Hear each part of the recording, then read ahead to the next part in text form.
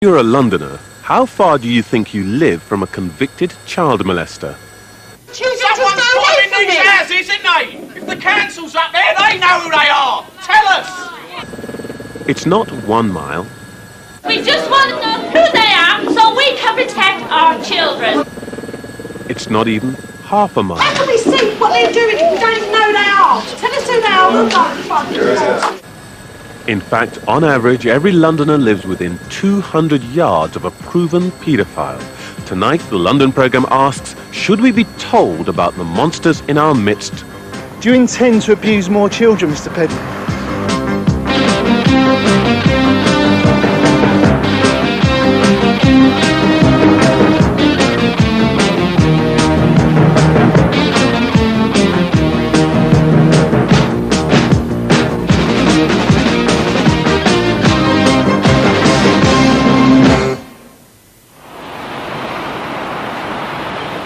A windy Friday night in Dagenham, Essex.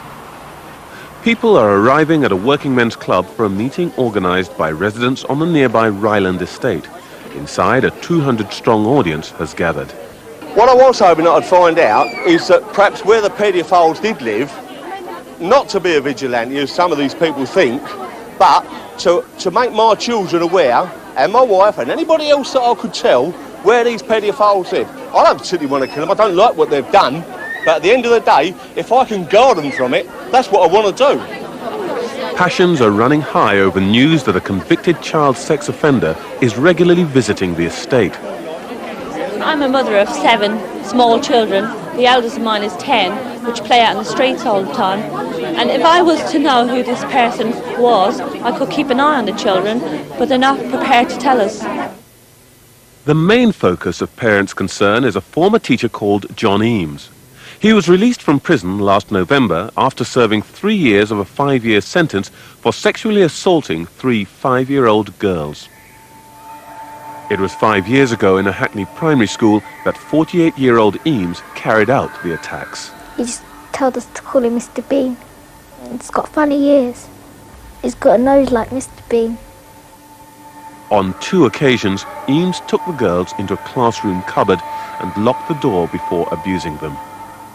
He took us in the cupboard and he laid on top of me and he made lick his body, and that's all I can remember. Did you tell your mum and dad when it happened? Because he said if I tell my mum and dad, the police will take him away and I'll never see him again. Did that frighten you? Yeah. Rachel's parents learnt about the abuse after their eldest daughter was told by a classmate who had witnessed it. I couldn't take it all in at first. It took all day, all night, perhaps the next day to really sink in. And it took a long time for to come out with a lot of things, and since the court case she's come out with even more. It's very painful for us to listen. She's been through an awful lot. He's put her through hell. Has he hurt you? Has he hurt you a lot?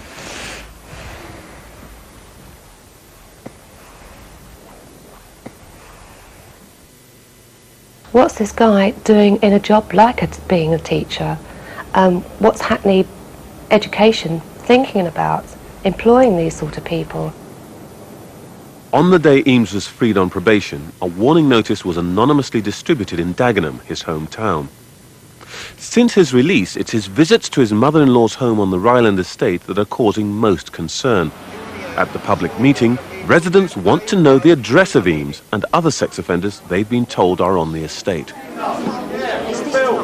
Communications. I knew 2 months ago that there's a nonce in Avenue. Yeah, but ain't these people entitled to know?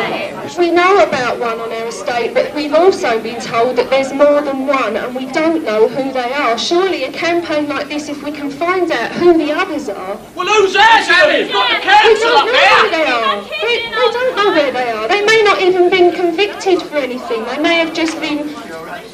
We don't want vigilantes! We just want to know! That's all! Yes, but that's what we're trying to do! Well, so there's that the you know, so council you up can there!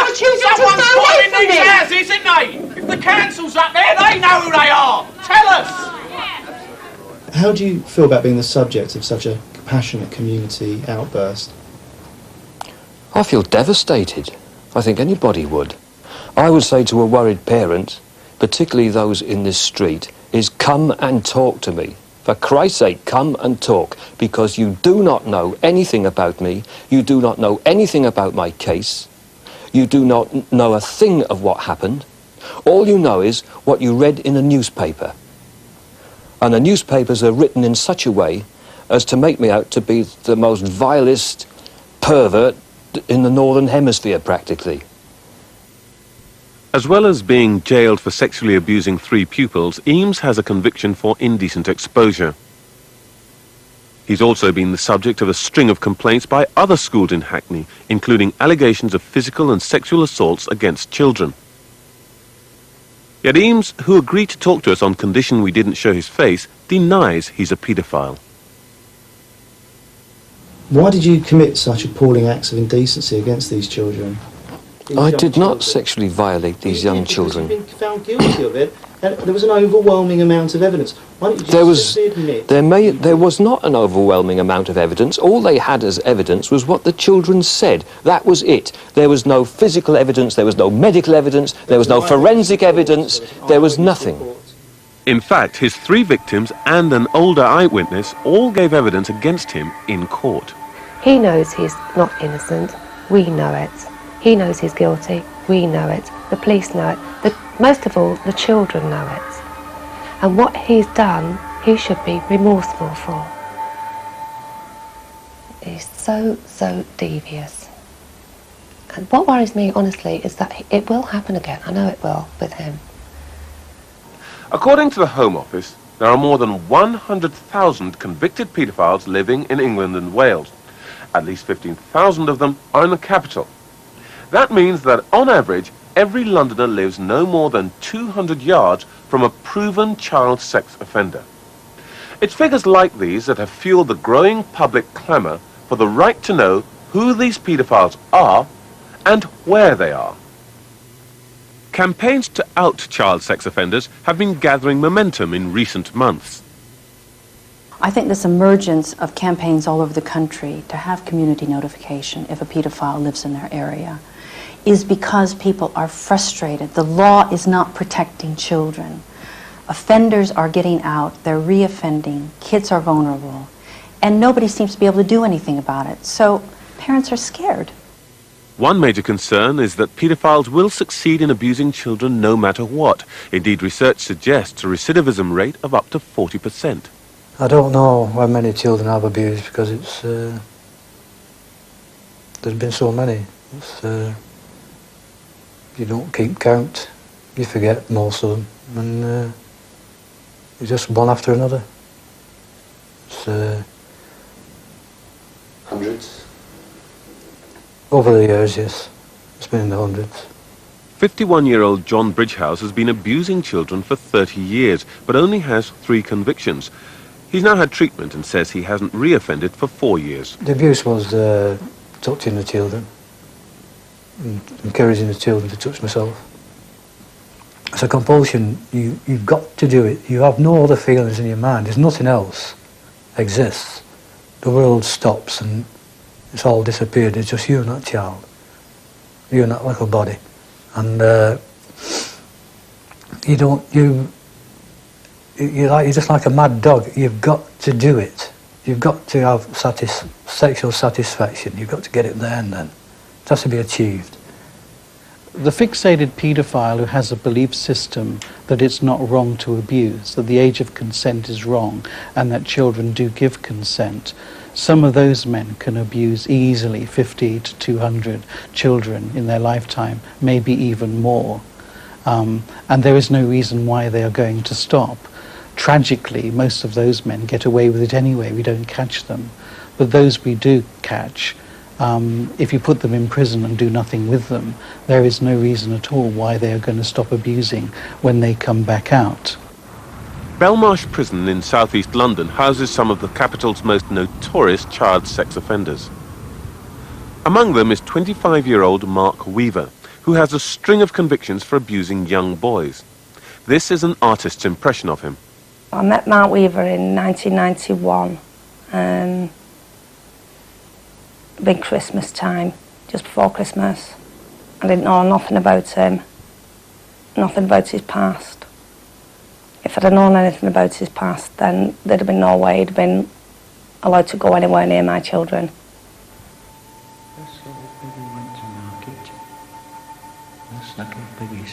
Weaver became friends with Janet's brother and took a keen interest in her two sons.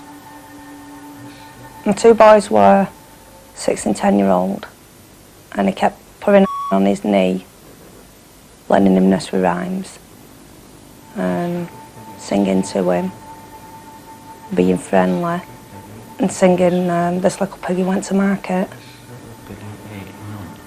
We started putting his hands down our pants and then carried on singing it.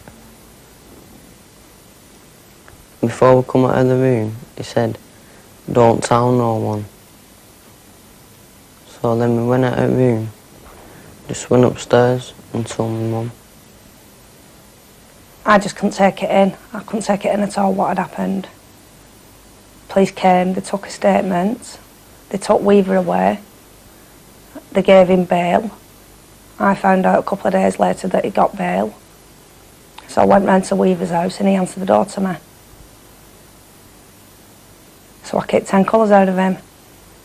And his dad had to come to the door and grab him away. I said I killed him. I'd put his head straight through the glass panel. After Weaver's arrest, Janet discovered that he'd helped her brother babysit the children several years before. Weaver told police he had abused her younger son when he was just 2. I found out that he'd had anal sex with her when I was 2.5. And he's gonna die for it. But he never got charged for it.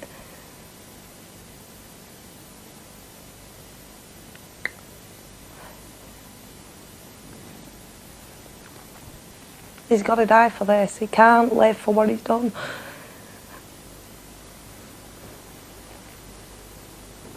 What went through your mind when you were first told that? Is the little boy gonna die? Janet sent her child for an HIV test, which thankfully proved negative. In March 1993, at Bolton Crown Court, Weaver admitted 3 offences of indecent assault and was given a 6-year jail term. But a charge of buggery was dropped because of concerns the judge had over Weaver's confession to police. In court, Weaver's criminal past was revealed. In October 1987, when he was 15, he was put under supervision for 2 years after taking a boy to a railway embankment and abusing him. He pulled the child's pants down and punched him in the stomach before molesting him. The boy was 5 years old. In December 1988, he was placed on probation for 2 years after masturbating a 6-year-old boy. A year later, he was convicted of abusing another child in his bedroom. This time, his victim was just 3 years of age. Weaver was sentenced to 5 years. His latest offences were committed only 2 weeks after he had been released from prison.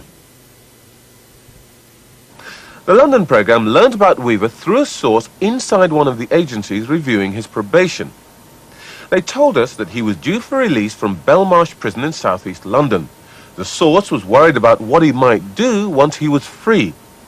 When we investigated further, we obtained this confidential report. It reveals disturbing details of Weaver's behaviour in prison and demonstrates graphically why the authorities are so concerned about the prospect of his release.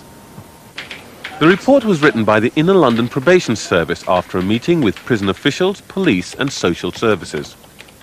Over a period of time, he's become more calculating, malicious and increasingly institutionalised.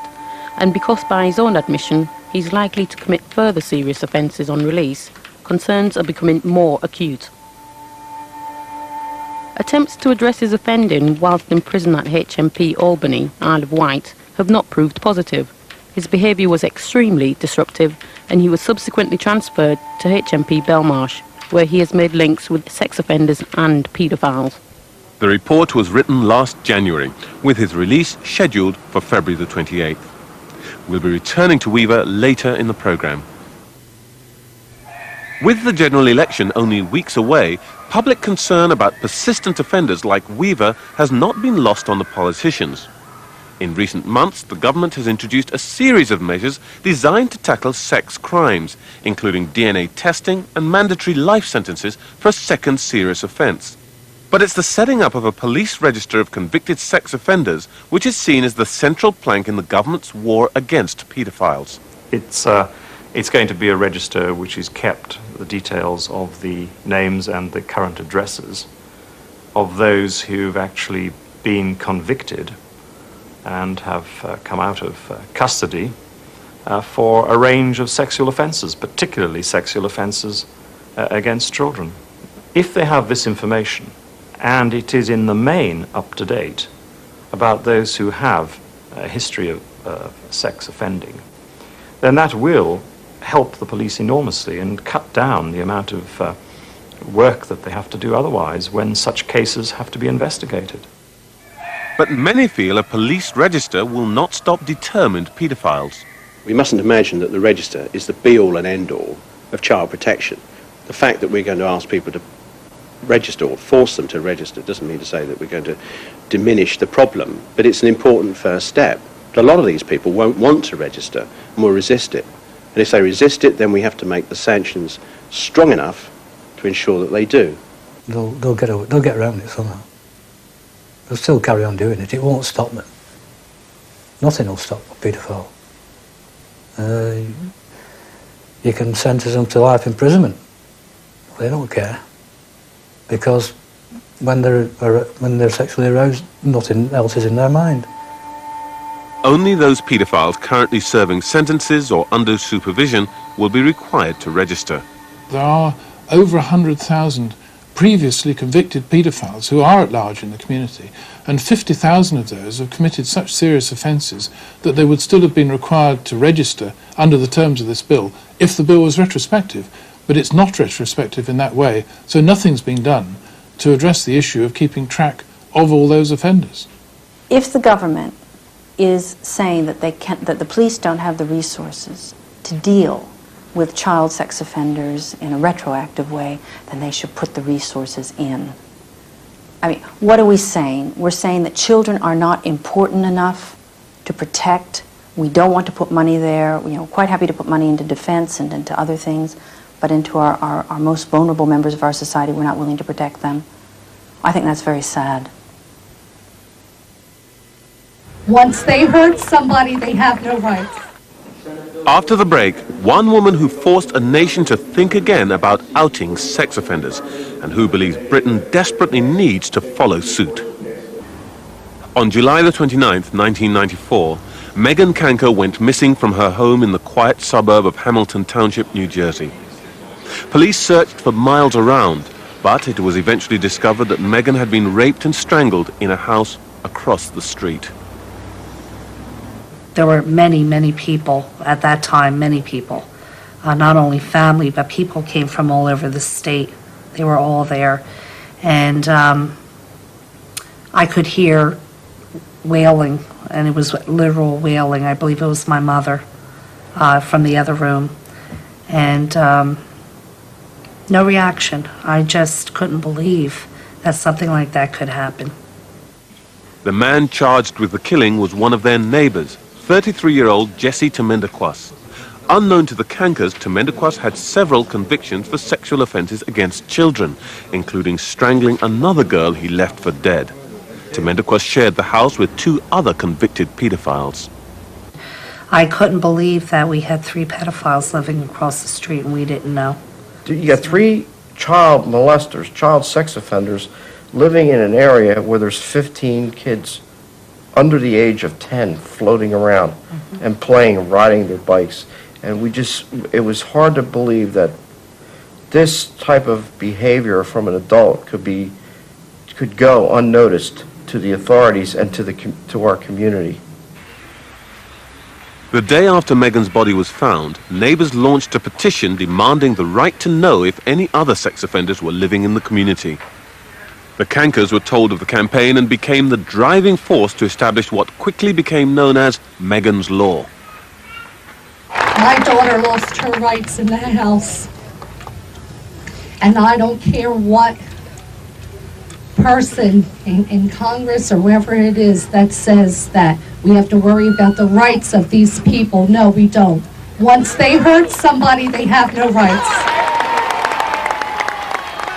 Well, if you have a community that is notified that an offender is coming to move in, it's an awareness. What the parent needs to do is they need to realize that by being informed about an offender moving into their neighborhood, the information is given to them as a for protection, so that they can keep their eyes open, keep watch of their children, and most importantly, educate their children. Senate Bill 14 has received 40 votes in the affirmative, none in the negative. I declare it passed. Take the usual course of passed bills. Just 89 days after Megan's death, Megan's Law was passed by the state of New Jersey. Similar laws were quickly adopted in other states, culminating in President Clinton signing a national version last May. People who commit crimes should be caught, convicted, and punished. Seattle, home to America's longest-running notification scheme.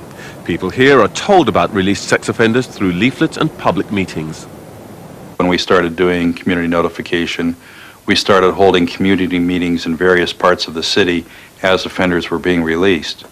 Since we've done this for 7 years now, we've pretty well covered the entire city several times. It's a good thing because it removes the veil of secrecy that the sex offender uses in order to commit their crimes.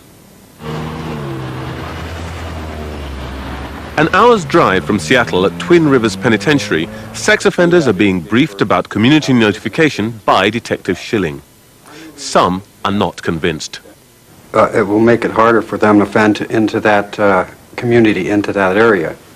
But who knows if they're going to go into the next county and reoffend where they don't know them, or go to another state and reoffend where they don't know them, and they don't have the pictures. My planning for an offense can go on for months. I can wait until the heat around me dies down. Okay, they've probably thrown the pictures away by now. Okay, I've got their trust. Gee, they think I'm pretty nice. Hey, it's working well. Bam, I can find a new victim. In north-central Seattle, 42-year-old Paul Teachman is out for a stroll. 6 months ago, he was one of the inmates at Twin Rivers Penitentiary. Now he lives on a suburban street where the neighbors have been told about his crimes. Over the years, I've probably gained about 30 victims. Their age ranges from 2 to 9 years of age, and they're both boys and girls that I offended against. Groping the children's private parts, digitally raping them with my fingers, inserting my fingers into the private parts, giving them baths, general things like that. Teachman lives with several other former inmates in a house used to reintegrate sex offenders into the community. It's just 50 yards from a children's play area. Before leaving prison, Teachman was frightened by the prospect of having his photograph distributed amongst his neighbors-to-be. I was definitely worried for my own personal safety. I've heard about offenders that there have been a couple cases where one offender lost his house, another offender got beat up. I was quite worried about it. It concerned me. But after 6 months without any problems, he's become a supporter of the scheme. It's taken one of the biggest, and I mean the biggest, things I have to work with away from me, and that is secrecy. People, I mean, being able to hide what I'm doing from people. I can go on for life as long as people don't know about me. The more people don't know about me, the safer I am to the community. What would be your fears for our country if we were not to see some version of Megan's Law here? Well, you know, I think that your country is moving in the direction of where we already are. with this type of legislation. My fear is that they won't move there quickly enough because, you know, for the time that you wait, you have more victims. We would get this petition up and we would work with our community. 3,500 miles from the Cankers' home, another group of concerned parents believe it's time for a Megan's Law bandwagon in Britain. Tonight, they're spreading the message to the Ryland estate. Why do we have to copy other countries for our government to do something? So now it's down to us, the people. If you're angry, don't take it out on these people. Go and lobby your MPs. Come with us to government. Let's keep on at them. We've got to do something now to protect our children, because if we don't protect them, nobody else will. Jill Turner is a founder of a group called People Power, a grassroots campaign pressing for laws to out paedophiles in Britain. We now feel as parents we do have the right to know what danger exists for our children, and we are urging the government to make notification and registration become law. As we feel, had we known who these predators are, if we know who they are, then maybe half of these children wouldn't have lost their lives. It's just 9 months since People Power launched its campaign. In that time, organisers say that 80,000 people have signed their petition calling for a British version of Megan's Law. But how many Londoners really do want paedophiles to be outed? We asked more than 300 tenants and residents associations in inner London what sort of community notification, if any, they would support. The results were emphatic. 80% said they were in favour of schools and youth groups being notified, while 72% said neighbours living near convicted paedophiles should be told about them. Nearly 2/3 said they thought notification would stop some children from being abused. People power, that's what it is. You, the people. But the greatest obstacle to persuading the government to pass public notification laws may be the public themselves. Because at the end of the day, they want your vote. I said if somebody assaulted a kid around my way, then I don't care how far I would have to go to sort that person out. That wasn't worrying me, because kids are kids. All community notification does is drive the offender into someone else's community, because notification doesn't make the community vigilant, it makes them vigilantes, and that's the problem. We've already had attacks on the wrong people. We had an elderly man attacked in Manchester who wasn't even an offender. We had tragically a 14-year-old girl killed in Birmingham when the arson attacked the home to kill an offender, but he wasn't there, but the child was. And I can go on and on and on. We cannot and we must not have community notification. It is not about child protection. They'll just drive him away. All he'll do is go somewhere else. Just because he's not abusing your children doesn't mean to say he won't abuse someone else's. He will. 2 years ago, paedophile Jimmy Larwood was released from prison after serving 4 years for abusing children as young as 6. Within weeks of his release, details of how Larwood's home in North Woolwich overlooked a school playground were published in the News of the World.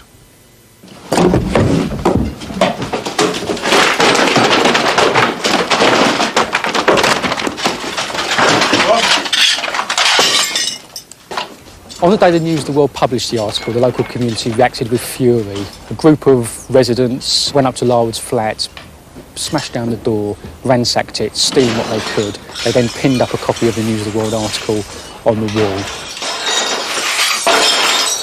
When Larwood returned to his flat, he found a baying mob gathered outside the flats just behind me, many of them shouting abuse. Larwood was obviously petrified and called the police and was removed for his own safety. Larwood has not been back to the estate since and was last known to be living in a safe house in East London. But our survey shows that many people think vigilante attacks on paedophiles are a price worth paying. Of those who favoured informing neighbours about the whereabouts of paedophiles, 60% acknowledged that this would lead to attacks on the offenders. How can we see what they're doing if we don't even know they are? Tell us who they are, we'll go and fucking find them. Back at the meeting in Dagenham, parents are growing increasingly frustrated. The organisers have decided not to release details of John Eames' whereabouts for fear of reprisals. It's left to People Power to try and calm things down. What the government want you to be like, how you're reacting tonight through influence And being uneducated is exactly what the government do.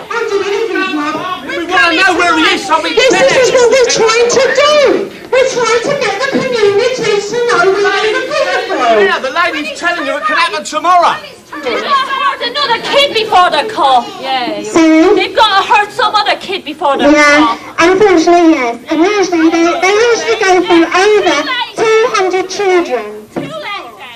We're talking about tomorrow. No, that is long term. That ain't going to happen overnight. That is long term. It's no good shouting and holding. You're not going to get anywhere. I ain't shouting. You're so patronising. Do you know that? We're talking about tomorrow. We've heard you. We have heard everything that you've said. Yeah, we know all that, love. You talked about it for the last fucking hour. We're talking about tomorrow. Care about these children in the whole of this country, not just in our back garden, in all back gardens. I would be the first to tell a man to admit I would decapitate their head off if I could. That isn't going to get us anywhere. Because at the end of the day, while I'm lying in the jail for 20 years and my children are out here, who is going to be tampering with my children or protecting my children while I'm lying in the jail? It started on the day I arrived back. The car on which I was working was vandalised. We had to get rid of it in the end. I've been shouted at in the street, I've been threatened. The reason I think that these attacks have happened is because nobody has handled the situation properly from the beginning. It's just sudden information thrust on you. You know, there's a pedophile next door. Oh, let's all go off and get him. If, on the other hand, those people had had the time and had had the meetings and had proper preparation, I don't think the vigilante things would happen. I think that we're much more responsible than the government thinks we are. In the absence of a government policy on public notification, at least 14 police forces have begun distributing information to schools and in some cases neighbours about particular sex offenders. In October last year, a warning went out to all 76 schools in Haringey, North London. A man who's deemed by police to pose a serious threat to children had been seen outside schools in the borough and had even followed children home. There was information that the man was hanging around outside this school and therefore we were particularly concerned in this instance that children would be aware not to go off with anyone answering to his description or of course with anybody at all other than a parent or carer. The warning was about this man, Michael Pedley, a paedophile with a string of sexual offences dating back 18 years. His crimes include 5 convictions for sexually assaulting children as young as 6 years old. Police did not issue a photograph of Pedley to schools, but instead gave head teachers a description of him, in which he was said to be dark-skinned. It wasn't until 3 weeks later that they issued a new notice saying Pedley was in fact white. The present situation is chaotic and unacceptable. There are some police forces that are sharing information with the public and the community about the whereabouts of child sex offenders. But there are other police forces who've been told that they shouldn't do that because they run the risk of being sued in the courts. Now, we can't allow that confusion to continue. There has to be some national legal framework which will regulate the disclosure of this information to the public. Why can't we have the right that Americans have to know if there's a child sex offender living in our communities? It's very difficult to see how this would fit in terms of the UK. I mean, it's all very well going to Washington to see how things happen there. And indeed, I go to Washington from time to time, some of my other responsibilities, to see or make comparisons. But what I have said, and others I think share my concerns about this, is that there is a serious risk of vigilantism, which might well defeat the whole benefit that we would get out of this registration arrangement. With the government having resisted public notification laws, parents are left to worry about the presence of sexual predators in their midst. Michael Pedley moved out of Haringey after being exposed in a national newspaper and disappeared. But the London programme has tracked him down. We found him living in a flat overlooking this primary school in Forest Hill in South London. Over several days, we secretly filmed Pedley up to his old tricks. He always left his home just as children were arriving for morning lessons. Each day he took the same roundabout route past 3 schools, often loitering outside the gates. Ironically, his eventual destination was a nearby church. Good morning. My name's Lee Sorrell from London Weekend Television. We'd like to ask you why it is that a man with your record for sexually abusing young boys continues to loiter outside schools and follow boys home. Can you answer why that is? So, Mr. Pedley, we've got some questions to ask you. Why is it that you continually loiter outside schools, follow children home, and now, even despite all the concern you've caused parents, teachers and children, you've now got yourself a flat directly opposite another school? Why have you actually done that? Are you aware of the anxiety you're causing? Mr. Pedley, we just want to ask you a few questions. Do you intend to abuse more children, Mr. Pedley? Mr. Pedley, have you got anything to say about the anxiety you're actually causing the children?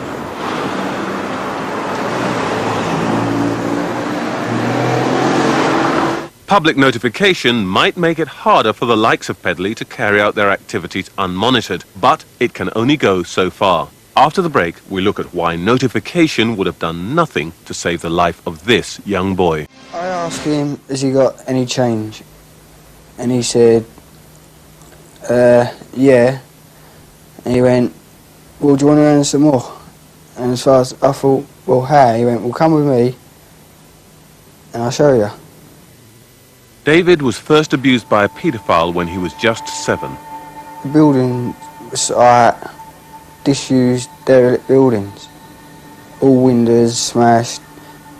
It was just like on its own in the middle of nowhere. There was just a mattress and there was a chair in the corner. He used to take me upstairs. So I make me undress, and then he started having oral sex with me, and then I had to do the same back. So he said if he could bugger me, he would give me a motorbike. Only if he went all the way. David recalls his abuser also enjoyed pain. On one occasion, he handed him a knife. All he said to me, he pointed to his, just under his shoulder blade, and said, put the knife in there. All I'd done is what he told me to do. So he said, stab him, so I did. The man responsible for the abuse was paedophile Brett Tyler. David's mother remembers the day she found out. He brought back a watch. He said a friend gave it to him. But he wouldn't tell me who his friend was at first or how he got the watch. And it come out in the end, and he's going to me, don't go to the police because he will kill me. He'll come and get me. He's nothing but an evil monster. He really is, really evil. I'm sorry, but that bloke should never ever come out of prison. He should stay there and rot. In 1986, Tyler pleaded guilty to 14 counts of indecency on 2 children and was jailed for 4 years. In prison, he forged a relationship with another paedophile, Timothy Morse. During therapy sessions on the sex offenders wing at Wormwood Scrubs, the pair revealed disturbing fantasies about abusing children. On his release in 1989, Morse described one particular obsession to this psychologist, who cannot be identified for legal reasons. Morse contacted me himself because he was saying that he was in danger of reoffending and he wanted to consult me. He described his fantasies to me then, which included the abduction, sodomy and killing of a boy of a particular appearance, blonde-haired, blue-eyed. We know that they repeatedly went out and trawled the East End of London for a suitable child. We know that they in fact stopped children, and we believe on one occasion actually took one child into the bushes to abuse a child. But each time that they went out, they never saw quite the child that fitted the fantasy. When they found that child, the child was Daniel Handley, they were able to put that fantasy into operation. Daniel was a happy boy. He was very helpful towards people. He was very friendly. If he could do anything for anybody, he'd do it. He was just so full of life. On October the 2nd, 1994, 9-year-old Daniel was out playing on his bike when he was abducted by Morse and Tyler on a busy road near his home in Beckton. The pair drove him to a cab office in Camberwell, where they videoed themselves as they raped him in the flat above. Daniel was then driven along the M4 before being strangled in a lay-by. His body was later buried in Bristol. Daniel's remains were not found until 6 months later. I took it really bad, and they took me to my doctors. I ended up in a psychiatric hospital for help. I had like a breakdown, because I didn't want to believe it. It just affected me so bad. Shortly after Daniel's body was found, an appeal to find his killers went out on BBC TV's Crime Watch. My wife had seen it, I hadn't, but she told me about it the next morning. I asked her, what did Daniel look like, and she told me. And it was at that point, I mean, I asked the question because I had Morse in mind at the time of asking the question. So when she described him to me, it confirmed, if you like, my fear that he had actually carried out what he said he would. And that was a very chilling moment. Arriving at court under police escort this morning, Brett Tyler, an unemployed man of 30... Dr. B's information helped lead police to Morse and Tyler. I heard it on the radio, and it clicked back that could have been my if I didn't find out sooner. Right? And it got to the stage that I thought to myself, I knew that boy's mother, I would have told her that he's been done before, what Brett Tyler was like. Morse and Tyler were sentenced to 3 terms of life imprisonment. The judge said they should never be released. Throughout the length of my service, I came in contact with many horrific crimes.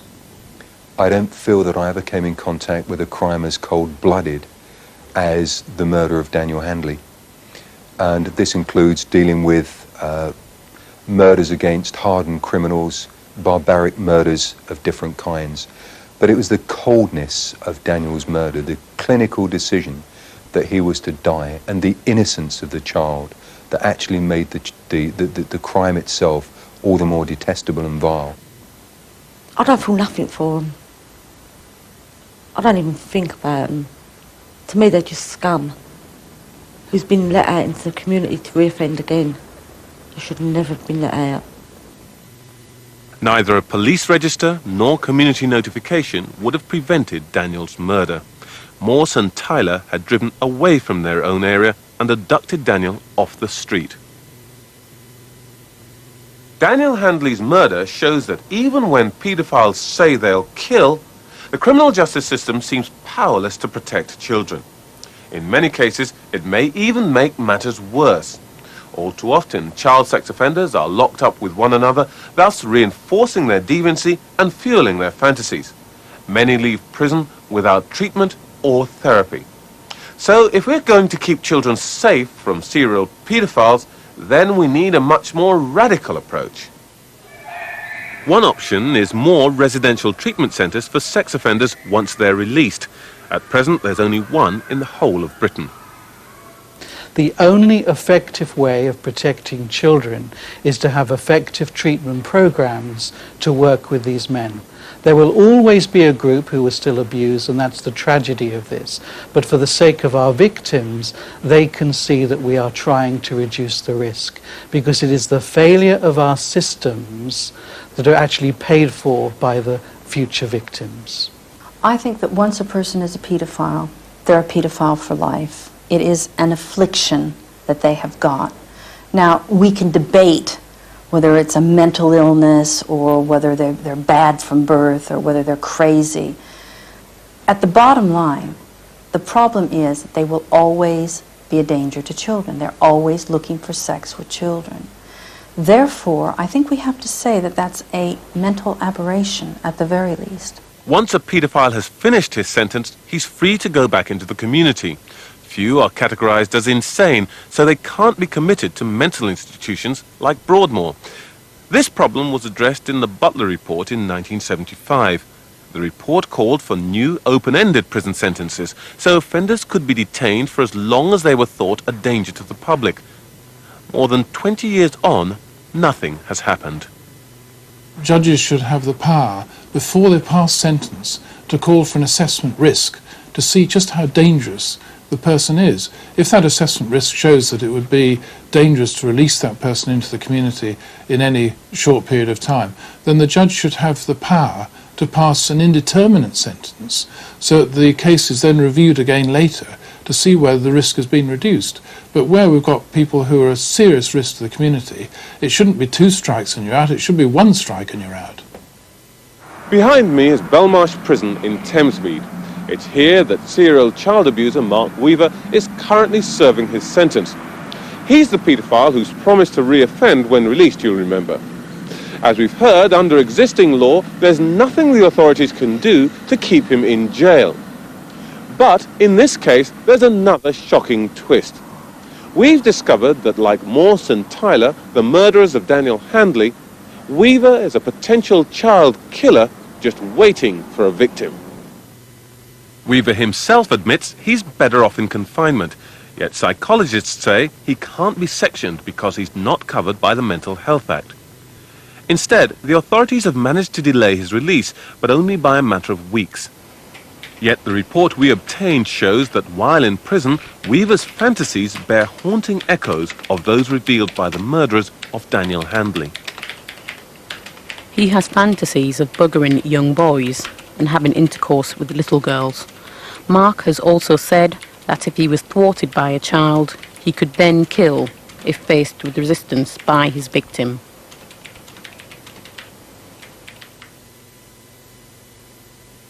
We showed a copy of the report to Michelle Elliott. When you look at the background of the men who killed Daniel Handley, they had fantasies, they had convictions, they got together and their fantasies became ever more violent. And they decided they were going to go out and kill, abduct and kill and sexually abuse a boy. And that's exactly what they did. When you look at people like Weaver, you have the same sort of pattern. And you know that ultimately, that is what he is going to do. He's telling us that is what he is going to do. And yet we still have a system in which we allow these people out, knowing what they're going to do. And we know from the patterns of all of these pedophiles that they will just get more and more nasty and violent until a child is killed. And we're willing to sit back and let it happen. And it just makes you want to weep. I think he's really sick in the head. He is really sick. They shouldn't release him. They should not let him out. They should just give him a lethal injection. He doesn't deserve to be let out of prison. I'm just so scared of him getting hold of any other child. In a situation where a prisoner has actually said he may kill a child, should he still be released when his sentence is finished?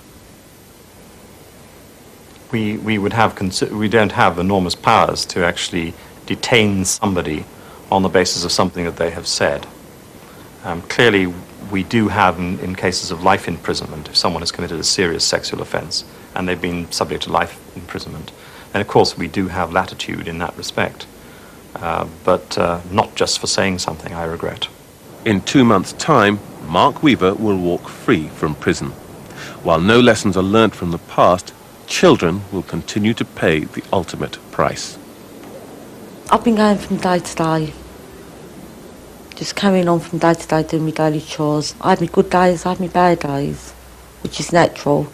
It's going to take a hell of a long while to get over. I'm now coming to terms. I'm not going to see Daniel. I know where Daniel is, he's at rest. And I know nobody else can hurt him. I know that he's safe.